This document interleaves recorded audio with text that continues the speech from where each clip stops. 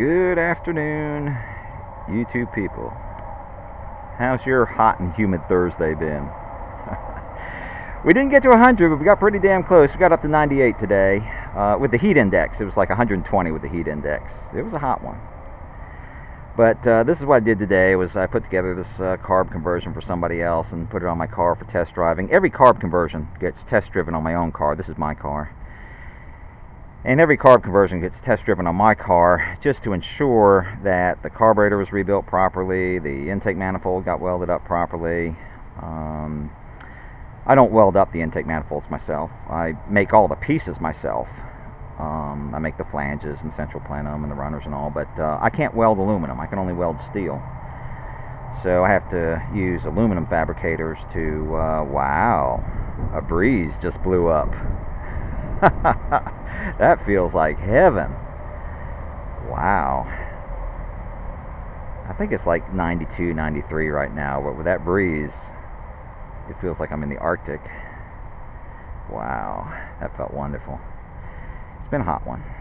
But I thought you all might, I'm going to send a copy of this to the owner, and just so we can see I haven't forgotten about him. I've just been kind of preoccupied working on somebody else's DeLorean. So I'm going to send a copy of this to him so you can see that he hadn't been forgotten. But I thought you all might like just to see what a carb conversion looks like on a 2.8. I mean, it's identical to Farrer's. The only difference, there are no spacer plates. You know, it just bolts directly to the heads. The jig, I have a jig that's made out of some old B27 heads that the fabricator uses to hold everything together when he's welding it up.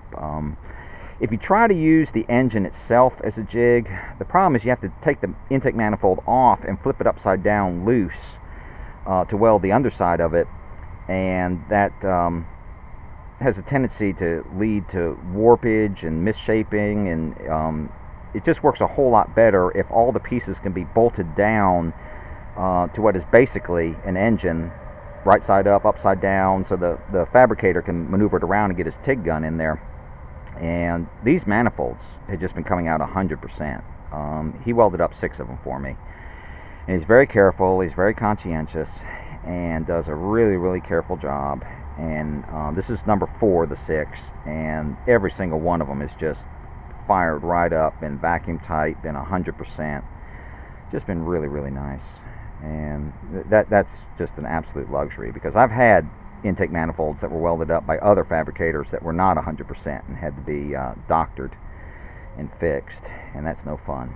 But this fabricator does a really nice job, and this thing fired straight up. I had to hardly do any tuning on this carburetor at all, just some very, very minor tweaks, and she's ready for test driving. I'll test drive it for a couple of days, then throw it in a box.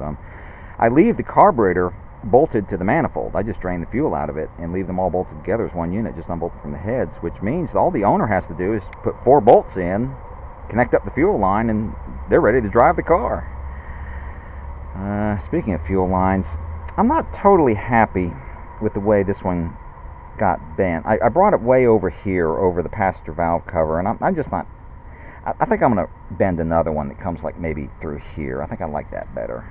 I just don't like the way that looks. I don't know, I'll cross that bridge when I come to it. But that's my distributor. See, it's a Bosch distributor, but it looks almost identical to Farrer's Motorcraft distributor.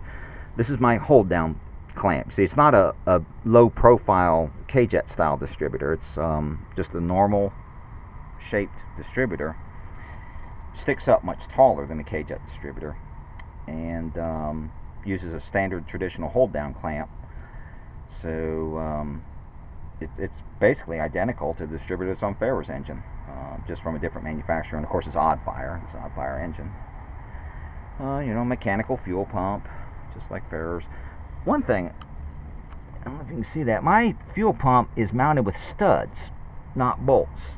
There's a lot of people that complain about putting that lower bolt in. I recommend using studs. If you use studs, it's a whole lot easier. All you gotta do is just spin the nut on the stud, and then you don't put a wrench on it until you're ready to tighten it the rest of the way down. It just is a whole lot easier to put the pump on if it's stud mounted versus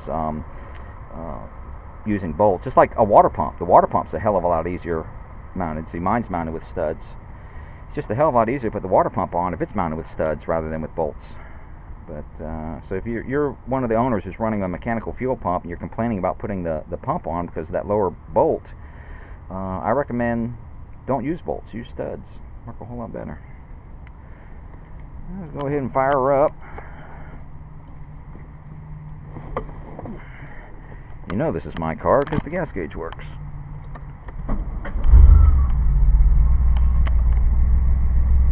I'm probably going to have to bump that idle speed up just a hair.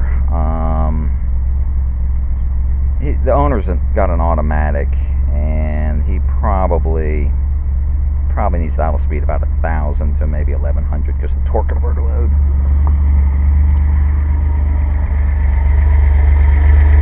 On the 5-speed it's fine. Well, there she blows. Vacuum tight, runs fine.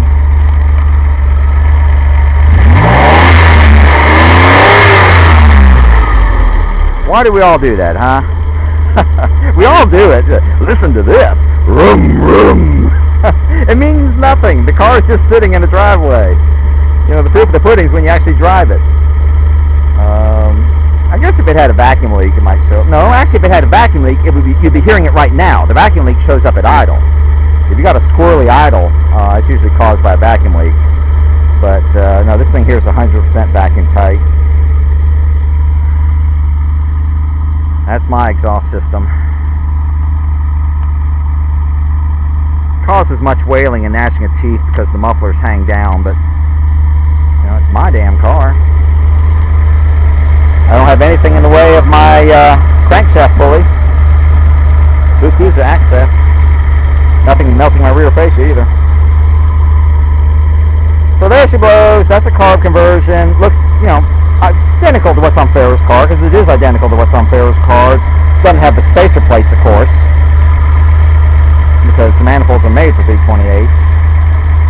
But now that you can put just an ordinary distributor on a 3.0, you know, distributor's the same, mechanical fuel pump's the same, carburetor's the same, manifold's the same, just doesn't have spacer plates.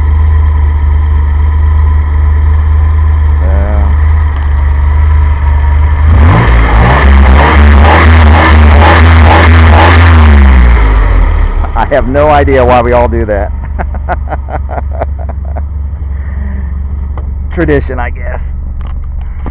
But there she blows.